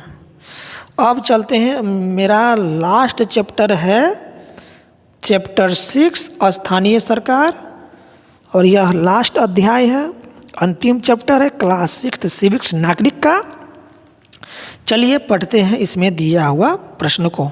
ठीक है, अगला फर्स्ट प्रश्न है यहाँ पर कि संजय की बहन जिसका नाम मतदाता सूची में नहीं लिखा जाएगा, किस कारण से, तो उसका कारण है शादी के बाद दूसरे गांव में रहने के कारण। ठीक है, शादी के बाद दूसरे गांव में रहने के कारण जो है ना, संजय की बहन का नाम मतदाता सूची में नहीं लिखा जाएगा। ठीक है, अगले प्रश्न की ओर चलते हैं। प्रश्न नंबर 2 है आपके सामने कि मतदाता सूची की आवश्यकता क्यों होती है, तो पंचायत चुनावों के लिए, पंचायत चुनावों के लिए जो है ना मतदाता सूची की आवश्यकता होती है। अगला प्रश्न प्रश्न नंबर 3 आपके सामने प्रश्न नंबर 3 है कि पंचायत के क्षेत्रों को वार्डों में क्यों बांटा जाता है, तो इसका कारण है कि सभी क्षेत्रों को ध्यान रखने के लिए। ठीक है, सभी क्षेत्रों को ध्यान में रखने के लिए पंचायत के क्षेत्रों को सभी वार्डों में बांट दिया जाता है। ठीक है, अगले प्रश्न की ओर चलते हैं। प्रश्न नंबर 4 है कि मुखिया का चुनाव कौन करता है, तो मुखिया का चुनाव जो है ना वयस्क मतदाता द्वारा होता है, वयस्क मतदाता द्वारा, जिसका आयु 18 साल हो गया है ना, वो वयस्क क्या है वयस्क मतदाता हो जाता है। ठीक है, तो वयस्क मतदान द्वारा जो है ना मुखिया का चुनाव होता है। ठीक है, अगले प्रश्न की ओर चलते हैं। प्रश्न नंबर 5 है कि नगर पंचायत किसके लिए बनाई जाती है, तो यह बनाई जाती है छोटे कस्बों के लिए, छोटे कस्बों के जहाँ पर जनसंख्या कम है ना, वहाँ पर नगर पंचायत बनाई जाती है। ठीक है, अगले प्रश्न की ओर चलते। प्रश्न नंबर 6 आपके सामने प्रश्न नंबर 6 है कि नगर निगम किस प्रकार के क्षेत्रों में बनाई जाती है, तो नगर निगम जो है ना यह महानगरों में बनाई जाती है। जैसे पटना नगर निगम है ना, ठीक है, तो नगर निगम जो है ना महानगरों में बनाई जाती है। ठीक है, अगले प्रश्न की ओर चलते हैं। प्रश्न नंबर 7 आपके सामने प्रश्न नंबर 7 है, पार्षद का चुनाव कितने वर्षों के लिए होता है, तो यह 5 वर्षों के लिए होता है पार्षद का चुनाव। ठीक है, याद रखिएगा आप। प्रश्न नंबर 18 है, प्रश्न नंबर 18 है कि नगर निगम के पार्षद और कर्मचारी के काम में क्या अंतर होता है, तो इसका अंतर होता है पार्षद निर्णय लेते हैं और कर्मचारी उन्हें लागू करते हैं। ठीक है, कहाँ पर, नगर निगम के जहाँ पर होता है वहाँ पर नगर निगम के पार्षद और कर्मचारी के काम में क्या अंतर है कि पार्षद निर्णय लेता है और कर्मचारी उस निर्णय को क्या करता है, लागू करता है। ठीक है, कहाँ पर, नगर निगम में। अगले प्रश्न की ओर चलते। प्रश्न नंबर 9 है कि नगर निगम के प्रमुख अधिकारी कौन होता है, तो इसका नगर आयुक्त होता है। ठीक है, नगर आयुक्त जो है ना नगर निगम के प्रमुख अधिकारी होता है। अगले प्रश्न की ओर चलते। प्रश्न नंबर 10 है कि अलग अलग समितियों की ज़रूरत क्यों होता है, तो इसका कारण है काम को आसान बनाने के लिए, काम को आसान बनाने के लिए अलग अलग समिति की ज़रूरत होती है। अगला प्रश्न की ओर चलते हैं। प्रश्न नंबर 11 आपके सामने प्रश्न नंबर 11 है कि ग्राम पंचायत और नगर निगम दोनों जगहों पर वार्ड क्यों बनाया जाता है, तो इसका कारण है सभी क्षेत्रों की समस्या को हल करने के लिए, सभी क्षेत्रों की समस्या को हल करने के लिए ग्राम पंचायत और नगर निगम दोनों जगह पर क्या बनाया जाता है, वार्ड बनाया जाता है। अगला प्रश्न की ओर चलते हैं। प्रश्न नंबर 12 आपके सामने प्रश्न नंबर 12 है कि नगर निगम कर क्यों एकत्र करती है, तो इसका कारण है शहर की आवश्यकताओं के लिए। ठीक है, शहर की आवश्यकताओं के लिए नगर निगम जो है ना क्या लेता है, टैक्स लेता है, कर लेता है। ठीक है, अगला प्रश्न की ओर चलते हैं। अगला प्रश्न है पंचायत सचिव का मुख्य कार्य क्या होता है, तो इसका काम है ग्राम सभा की बैठक बुलाना। ग्राम सभा की बैठक बुलाना का काम किसका है, पंचायत सचिव का। अगले प्रश्न की ओर चलते। प्रश्न नंबर 14 है पंचायत सचिव का चुनाव कौन करता है, तो राज्य सरकार। यह क्या है, यह सरकारी कर्मचारी होता है। ठीक है, तो पंचायत सचिव का चुनाव जो है ना यह राज्य सरकार करता है। अगले प्रश्न की ओर चलते हैं। प्रश्न नंबर 15 गांव में भूमि विवाद को हल कौन कर सकता है, तो यह हल का कर्मचारी। ठीक है, गांव में भूमि संबंधी जो विवाद होता है वो कौन सोल्व करता है, कौन समस्या को हल करता है, यह हल का कर्मचारी। ठीक है, अगला प्रश्न है, प्रश्न नंबर 16 है कि नगर निगम के आय के स्रोत में कौन सा प्रमुख है? तो यह है कर। ठीक है, नगर निगम जो है ना वो नगरों में क्या करता है, वो सभी से क्या लेता है? आय, टैक्स लेता है। ठीक है, कर लेता है। तो आय का प्रमुख स्रोत क्या होता है? कर होता है। ठीक है, अगला प्रश्न की ओर चलते हैं। प्रश्न नंबर 17 आपके सामने। प्रश्न नंबर 17 है, नगर निगम का सबसे प्रमुख काम क्या होता है? तो इसका काम होता है सफाई करना। ठीक है, सफाई व्यवस्था करना नगर निगम का प्रमुख काम होता है। अगला प्रश्न, प्रश्न नंबर 18। प्रश्न नंबर 18 है, शहर की समस्याओं को हल करने के लिए किसकी जिम्मेदारी होती है? तो यह जिम्मेदारी होता है नगर निगम का। ठीक है, नगर निगम का काम है शहर की समस्या को हल करना, साफ सफाई करना, ये सभी काम नगर निगम का है। अगला प्रश्न, प्रश्न नंबर 19 आपके सामने। ग्रामीण क्षेत्र की सबसे बड़ी समस्या है, तो ग्रामीण क्षेत्र की सबसे बड़ी समस्या है पानी की समस्या। पानी की समस्या है। अगला प्रश्न, प्रश्न नंबर 20। प्रश्न नंबर 20 है, ग्रामीण क्षेत्रों में किस प्रकार की सरकार होती है? तो ग्राम पंचायत होता है। ठीक है, ग्राम पंचायत होता है ग्रामीण क्षेत्र में। ठीक है, अगला प्रश्न, प्रश्न नंबर 21। प्रश्न नंबर 21 है कि नगर निगम का प्रमुख अधिकारी कौन होता है?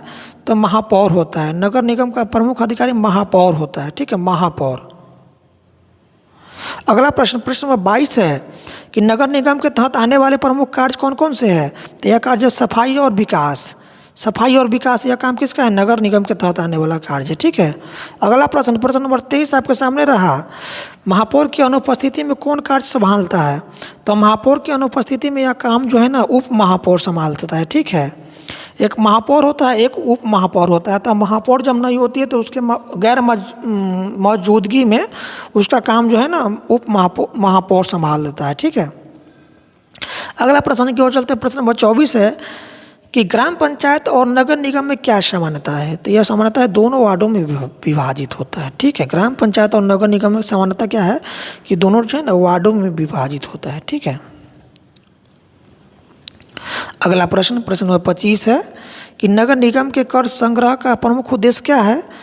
तो नगर निगम टैक्स क्यों लेता है? उसका प्रमुख उद्देश्य शहर के विकास को, सेवाओं को बेहतर बनाना और शहर को साफ सफाई करना और शहर की सेवाओं को बेहतर बनाना। ये सब के कारण ही जो है ना नगर निगम जो है ना क्या लेता है? कर लेता है, टैक्स लेता है। ठीक है, अगला प्रश्न, अगला प्रश्न 26 है, नगर निगम और नगर पंचायत में अंतर किस बात पर आधारित होता है?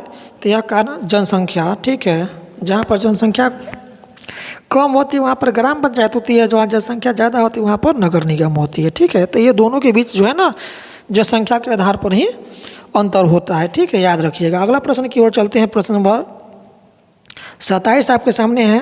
प्रश्न नंबर 27 है कि नगर निगम की बैठक कितने समय बाद होती है? तो हर महीने होता है। ठीक है, हर महीने में क्या होता है? नगर निगम की बैठक होता है। अगला प्रश्न की ओर चलते हैं। प्रश्न नंबर 28 आपके सामने। प्रश्न नंबर 28 है कि नगर निगम में महापौर का कार्यकाल कितने साल का होता है? तो 5 साल का होता है महापौर का कार्यकाल। ठीक है, अगले प्रश्न की ओर चलते हैं। प्रश्न नंबर 29 है कि नगर निगम के आयुक्त की नियुक्ति कौन करता है? तो इसकी नियुक्ति जो है ना, इसकी नियुक्ति कौन करता है? इसकी नियुक्ति राज्य सरकार करता है। कौन करता है? राज्य सरकार करता है। अगला प्रश्न की ओर चलते हैं। नगर निगम के कार्यों में कौन सा कार्य नहीं होता है? तो यह होता है कानून व्यवस्था। ठीक है, अगला प्रश्न की ओर चलते हैं। प्रश्न नंबर 31 है कि ग्राम पंचायत का मुख्य कार्य क्या है? तो यह कार्य है सरकारी योजनाओं को लागू करना, बिजली और पानी की व्यवस्था करना, शिक्षा और स्वास्थ्य की देखभाल करना। ये काम किसका है? ग्राम पंचायत का। ठीक है, अगला प्रश्न की ओर चलते हैं। प्रश्न नंबर 32, नगर निगम की समितियों का मुख्य कार्य समस्याओं का समाधान करना। ठीक है, यह नगर निगम की समिति का कार्य है। ठीक है, अगला प्रश्न, प्रश्न नंबर 33, नगर निगम के तहत आने वाले विकास का कार्य कौन से होते हैं? तो यह होता है आपका सड़क और नाली का निर्माण करना। ठीक है, अगला प्रश्न की ओर चलते हैं। प्रश्न नंबर 34, नगर निगम के अंतर्गत कौन सी सेवाएं शामिल है? तो यह है आपका बिजली और पानी, स्वास्थ्य और शिक्षा, सार्वजनिक शौचालय। ये सभी जो है ना नगर निगम के अंतर्गत सेवाएं होती है। ठीक है, अगला प्रश्न, प्रश्न नंबर 35, नगर निगम किस प्रकार की समस्याओं का समाधान करती है? तो यह स्थानीय समस्या है। अगला प्रश्न, प्रश्न नंबर 36, नगर निगम के किस अधिकारी का मुख्य कार्य प्रशासनिक देखरेख करना होता है तो यह काम है नगर आयुक्त का। अगला प्रश्न, प्रश्न नंबर 37, नगर निगम के माध्यम से कौन सा कार्य नहीं किया जाता है? तो कानून व्यवस्था, यह काम नगर निगम के द्वारा नहीं किया जाता है। अगला प्रश्न, प्रश्न नंबर 38, नगर निगम में सबसे बड़ी समिति कौन सी होती है? अस्थायी समिति होता है। अगला प्रश्न, प्रश्न नंबर 39, नगर निगम में पानी की समस्या का समाधान कौन करता है? यह करने वाला नगर आयुक्त होता है। ठीक है। प्रश्न नंबर 40 और ये लास्ट प्रश्न है इस चैप्टर का, नगर निगम की सबसे प्रमुख सेवा कौन सी है? तो यह सेवा है आपका सफाई व्यवस्था करना, यह नगर निगम का कार्य होती है। तो दोस्तों इस तरह से क्लास 6 का जो सिविक्स था, नागरिक शास्त्र, वो सभी चैप्टर वाइज सभी प्रश्नों को हम समाप्त किए। हमारी वीडियो अच्छी लगी तो वीडियो को लाइक कर लीजिएगा और अधिक से अधिक अपने दोस्तों में शेयर जरूर कीजिएगा। ठीक है। जितने भी ग्रुप आपका, जितने भी दोस्त हैं ना, सभी में शेयर कर दीजिए ताकि उन लोगों को भी हमारे वीडियो के माध्यम से उनको भी तैयारी अच्छी ढंग से हो जाएगा। ठीक है। तो अधिक से अधिक शेयर कर लीजिए, चैनल को सब्सक्राइब कर लीजिए। और अब हम लेकर आएंगे आपके लिए क्लास 7 का। ठीक है। क्लास 7 का हिस्ट्री होगी, ज्योग्राफी होगा, सिविक्स होगा। ठीक है। तो क्लास 7 का जो सोशल साइंस होगी वो सभी हम आपके लिए नेक्स्ट वीडियो में लेकर आएंगे।